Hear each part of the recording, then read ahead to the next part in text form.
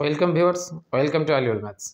আজ আমি আপনাদের সামনে আরও একটা সূচকের নতুন সমস্যার সমাধান করার জন্য হাজির হয়েছি। তো আসুন দেখা যাক আজকের প্রবলেমে কী আছে।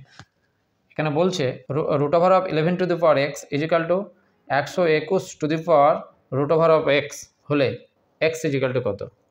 অঙ্কটা দেখতে একটু জটিল মনে হলেও কিন্তু আমরা ধীরে ধীরে কীভাবে অঙ্কটার সমস্যার সমাধান করব সেটা দেখা যাক।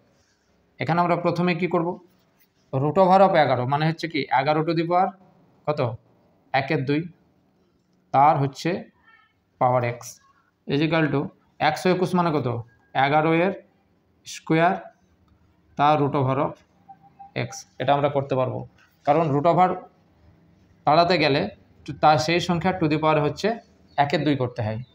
এখানে 121 মানে কত 11 এর স্কোয়ার 11 121 তার রুট ওভার অফ করলাম। এবারে কি হবে, এই পাওয়ার দুটো কি হয়ে যায়, গুণ হয়ে যায়। এই পাওয়ার দুটো গুণ হয়ে যায়। এখানে একটা ফর্মুলা কাজ করছে, A to the power M to the power N equal to A to the power M N, মানে এই পাওয়ার দুটো কি হয়ে যায়, গুণ হয়ে যায়। তাহলে এই পাওয়ার দুটো এখানে গুণ হয়ে যাবে। এখানে এর মান 11, এখানেও এর মান 11, তাহলে 11 টু দি পাওয়ার এখানে এক্সের সঙ্গে 1 এর গুণ হবে, তাহলে x/2 is equal to 11 to the power 2 root over of x. তাহলে এখানে বেস, এই যে বেস 11 এবং 11 দুটো ক্যান্সেল হয়ে যাবে যেহেতু বোথ বেস আর সেম। তাহলে x/2 is equal to 2 root over of x.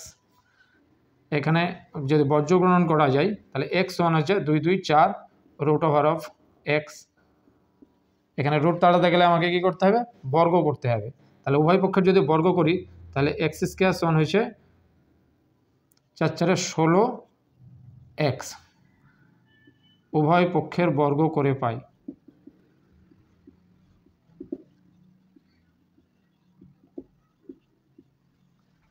বা X square minus 16 X, minus পক্ষান্তর করলে 0 হয় আপনারা জানেন। তাহলে এক্স কমন নিলে এক্স মাইনাস 16 ইজিক্যাল টু 0, বা এক্স ইজিক্যাল টু 0 আর এখানে এক্স মাইনাস 16 ইজিক্যাল টু কত হয়ে যাবে, এক্স মাইনাস 16 ইজিক্যাল টু 0, অতএব এক্স ইজিক্যাল টু 16। এটা হয়ে যাবে আনসার। এখানে এক্সের দুটো মানের জন্য এটা প্রযোজ্য হবে। Thank you for watching this video. Please subscribe my channel.